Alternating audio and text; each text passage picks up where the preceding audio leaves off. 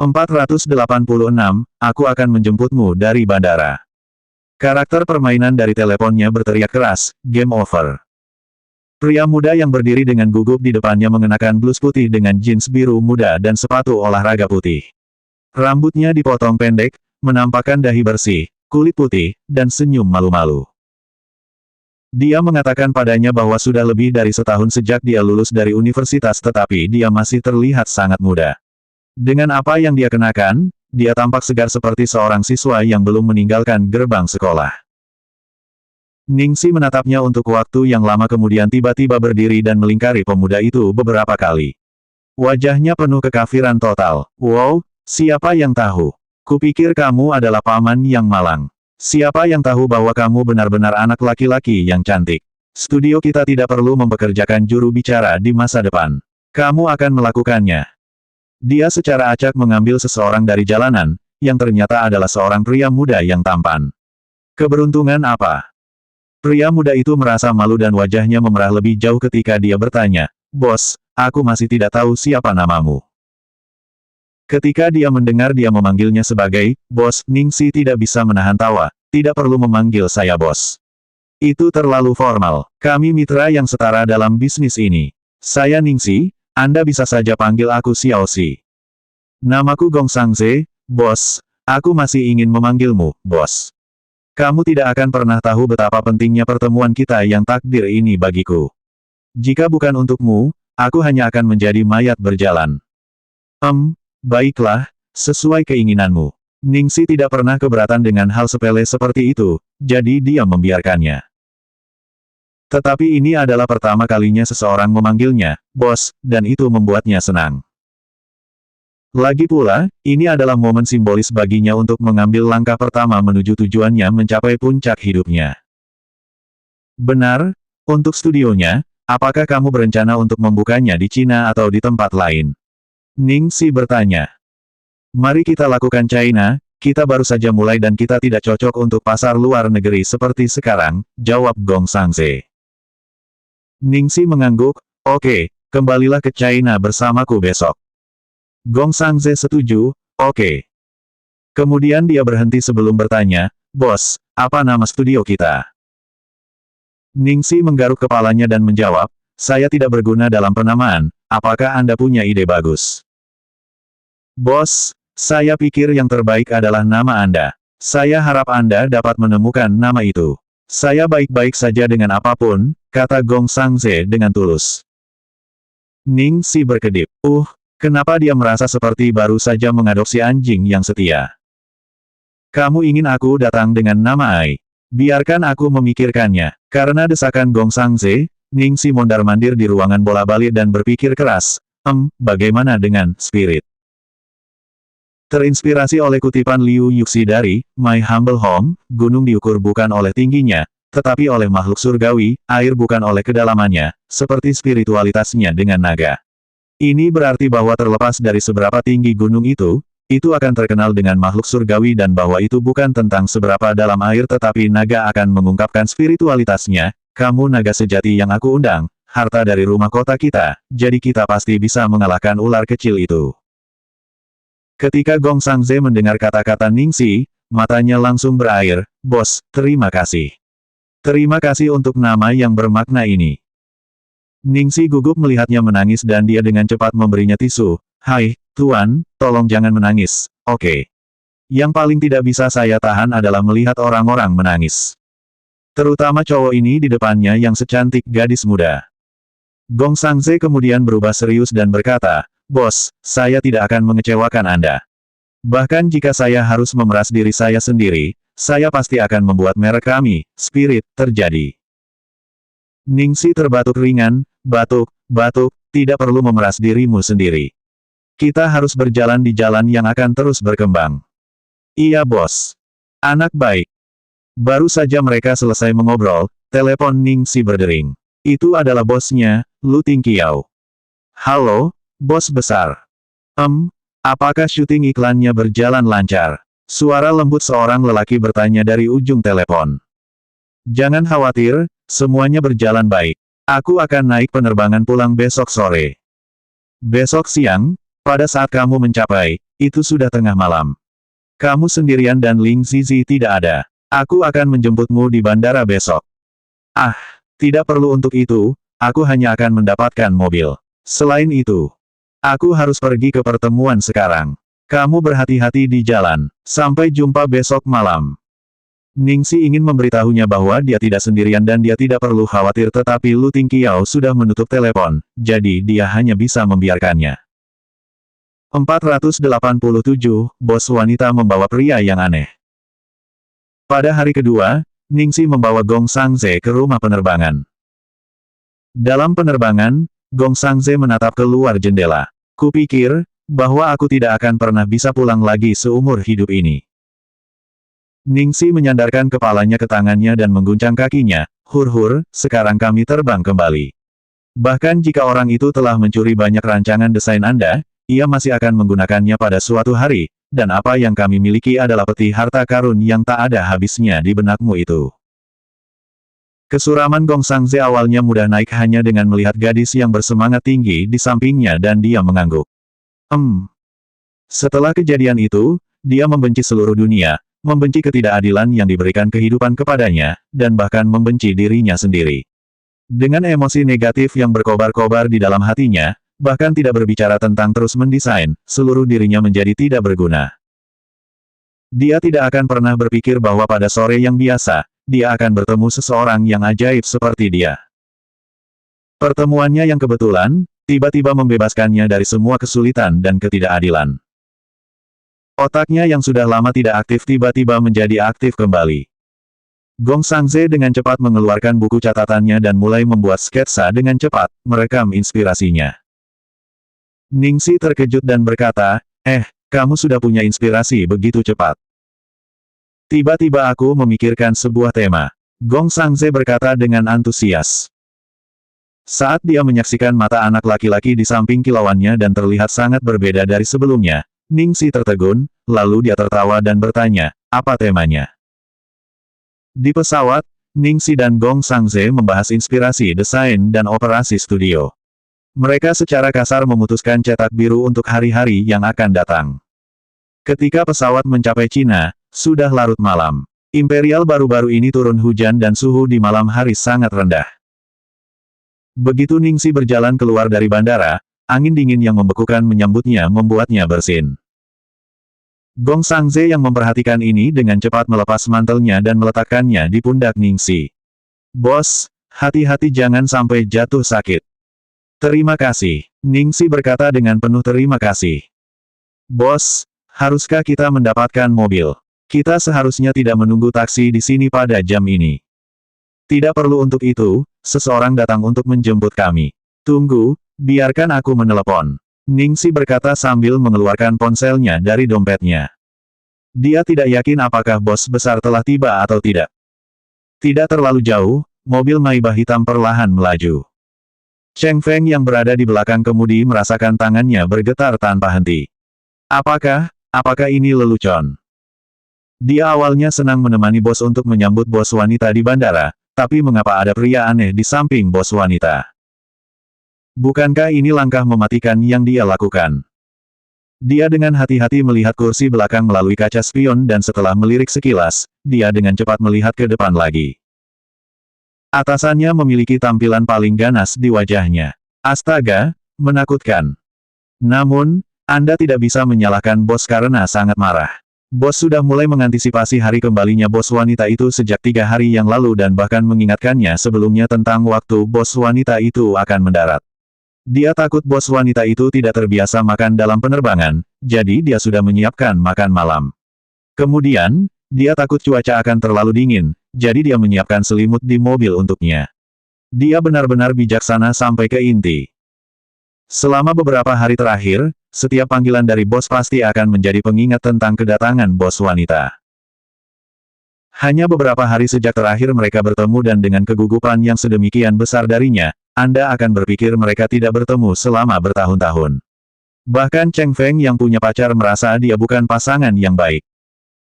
Tapi sekarang, mata Cheng Feng membelalak kaget ketika dia melihat pria di samping bos wanita itu melepas mantelnya untuk diletakkan di pundak bos wanita itu. Dia hampir meludahkan darah. Dia mulai dengan serius mempertimbangkan apakah dia harus meninggalkan mobil dan melarikan diri sebelum semuanya serba salah. 488, tidak mungkin. Istrinya. Bos, apakah kamu ingin terus bergerak maju? Cheng Feng bertanya dengan hati-hati. Ekspresi mendidih yang berbalik padanya adalah indikasi yang jelas bahwa dia lebih baik tidak. Mata es dingin Lu Tingqiao menembak belati padanya. Cheng Feng segera tutup mulut dan berhenti mengajukan pertanyaan bodoh, terus mengemudi. Sang Ze, nanti ketika temanku yang menjemputku datang, jangan panggil aku, bos, panggil saja aku dengan namaku. Ning Xi mengingatkan Gong Sang Ze.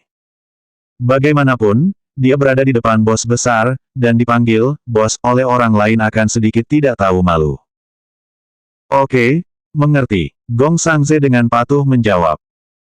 Karena Ning Xi sibuk mencari teleponnya di tasnya, dia tidak memperhatikan bahwa mobil hitam diam-diam berguling di sampingnya. Pintu terbuka dengan Cheng Feng turun terlebih dahulu. Dia berjalan cepat untuk membuka pintu kursi belakang dan keluar datang sepasang kaki panjang. Ketika lelaki itu turun dari mobil, suasana di sekitar sepertinya turun beberapa derajat lebih dingin. Gong Sang Ze memandang pria keren di seberangnya dan merasakan bahaya. Dari refleks pelindungnya, dia secara tidak sadar menarik Ning Xi yang tidak terikat lebih dekat dengannya. Namun, tindakan ini diikuti oleh gelombang ketegangan yang berasal dari pria di depan dan udara terasa dingin. Gong Sang Ze merasakan getaran menggigil di seluruh tubuhnya dan bahkan telapak tangannya mulai berkeringat. Pria ini, ada apa dengan dia? Ning Xi akhirnya menemukan teleponnya dan setelah menyalakannya, dia mencari nomor Lu Tingqiao dan segera memanggilnya. Ketika dia meneleponnya, nada dering yang dikenalnya berbunyi berlawanan dengannya. Ning Xi terkejut dan dia mendongak untuk melihat Lu Tingqiao yang berbatu di depannya. Lu Tingqiao, Ning Xi tanpa sadar bergumam, lalu menggosok matanya, berpikir bahwa penglihatannya mungkin telah mengecewakannya.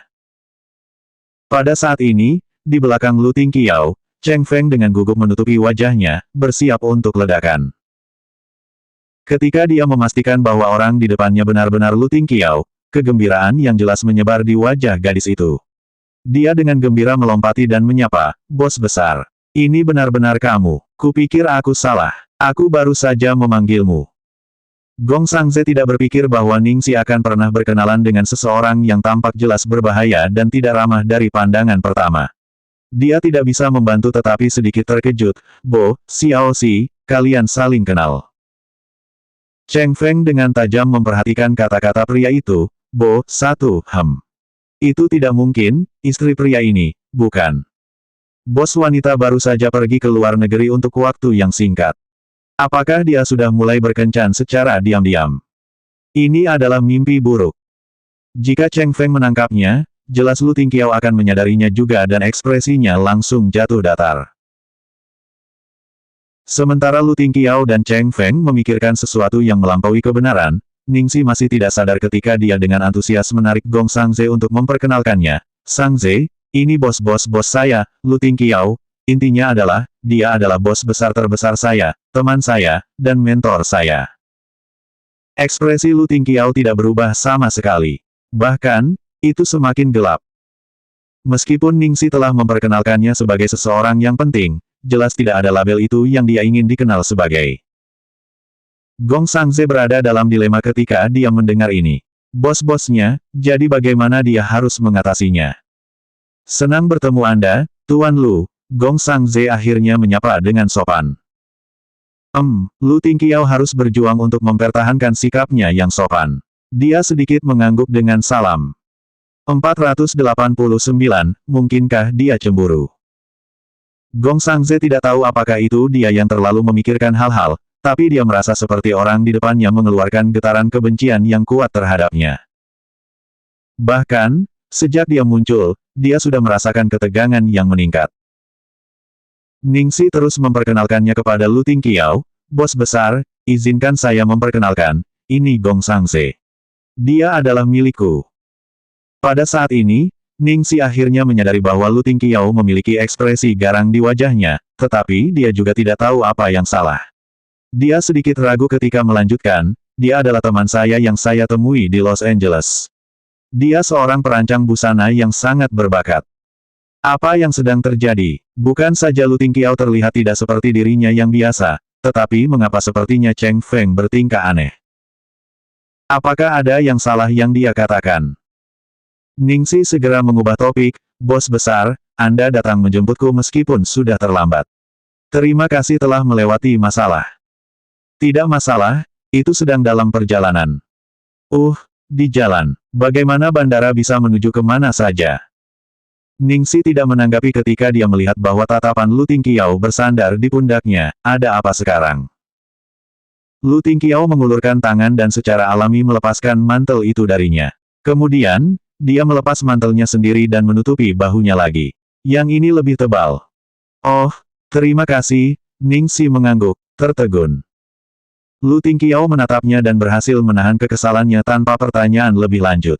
Dia membuka pintu mobil untuknya dan berkata, "Masuk ke dalam mobil, di luar dingin." Cheng Feng mengikuti dan membuka pintu ke kursi senapan. "Tuan Gong, bagaimana kalau Anda duduk di sini? Ada beberapa hal di kursi belakang, jadi mungkin tidak ada ruang untuk Anda." "Oke." Gong Sangze naif dan dia tidak terlalu memikirkannya, segera mengambil senapan. Mobil mulai bergerak perlahan dan ada keheningan yang canggung. Lu Tingqiao mulai pada pemuda di kursi senapan. Dia tampak bersih dan tampan, mungkin mendekati usia Ningsi. Ketika dia melihat mereka berdua berdiri bersama sebelumnya, mereka tampak seperti pasangan yang baik, sebanyak dia tidak mau mengakuinya. Untuk mengkonfirmasi hubungan mereka hanya akan mengambil hukuman tetapi tidak peduli apa, dia tidak bisa memaksa dirinya untuk menanyakannya. Dia bukan siapa-siapa, hak apa yang harus dia tanyakan tentang masalah pribadinya. Selambat Ningsi, dia masih bisa melihat bahwa Lu Tingqiao sedang tidak enak badan malam itu, jadi dia berani untuk tidak mulai berbicara lagi. Dengan demikian, mobil itu dipenuhi keheningan yang menakutkan, membuat semua orang merasa tidak nyaman. Pada saat itu, dari sudut mobil, Cheng Feng hanya bisa menghela nafas. "Tuan kedua, segera pulang, aku tidak bisa menangani ini sendirian." Mungkin karena angin dingin sebelumnya, Ningsi bersin. Lu Tingqiao mengerutkan kening, lalu akhirnya memecah keheningan. "Cheng Feng, tolong sesuaikan suhu sedikit lebih tinggi." Setelah itu, dia membawa selimut dan menyerahkannya ke Ningsi sehingga dia bisa menutupi kakinya karena dia mengenakan gaun. Kemudian, dia memberinya makan malam yang telah dia siapkan jauh sebelumnya. Ningsi terkejut dengan tindakan Lu Tingqiao. Bos besar, kamu datang dengan sangat siap. Sebagai petani, aku terkejut dengan kasih sayangmu. Jangan kaget, kamu adalah petani pekerja keras dan kamu melakukannya dengan sangat baik kali ini." Ningsi mengambil kotak makan, lalu diam-diam mengintip wajah poker yang tidak meyakinkan Lu Tingqiao dan bertanya, "Benarkah? Tapi, kenapa aku merasa kau tidak terlalu bahagia?" Sejak dia melihatnya sebelumnya, dia sudah merasa ada sesuatu yang tidak beres. Lu Tingqiao mengambil napas dalam-dalam dan mencoba mengendalikan emosinya, membenci dirinya sendiri karena picik, "Aku tidak bahagia." "Pembohong, kamu jelas tidak senang." Ningsi menggigit ujung sumpitnya dan bergumam pelan. Matanya tertuju pada Gong Sangze yang duduk di senapan. Gong Sangze. Dia tiba-tiba memikirkan kemungkinan yang tidak dia pikirkan sama sekali. Bos besar, mungkin saja dia cemburu. 490, melempar dirinya ke dia untuk ciuman. Ini, seharusnya tidak mungkin. Dia sudah memperkenalkannya sebagai teman yang baru dibuat. Lupakan saja, alih-alih menebak, dia seharusnya menguji dia. Ningsi memikirkannya, lalu bertanya, "Bos besar, coba tebak bagaimana Sangze dan aku bertemu." Saat Ningsi berbicara, dia mengambil kesempatan untuk diam-diam melihat ekspresi Lu Tingqiao. Dia adalah, sungguh, faktanya, cemburu. Ketika dia melihat Lu Tingqiao tampak murung sampai-sampai dia tidak bisa menyembunyikannya lagi, Ningsi membenamkan wajahnya di tangannya dan tidak bisa menahan tawa. Dalam hatinya, Lu Tingqiao selalu tinggi, kuat dan dominan, dengan rasa kedewasaan dan stabilitas. Fakta bahwa ia cemburu pada seorang pengemis adalah sesuatu yang bahkan tidak pernah terpikirkan olehnya akan terjadi. Oke, Oke, itu juga salahnya dia lupa bahwa setelah membersihkan, Gong Sangze agak tampan dan mungkin akan menjadi magnet wanita. Bagaimana? Lu Tingqiao sepertinya ingin tahu, namun ia tidak ingin pada saat yang sama, itu sangat rumit. Ningsi memegang dagunya dan menatap ekspresi iblis.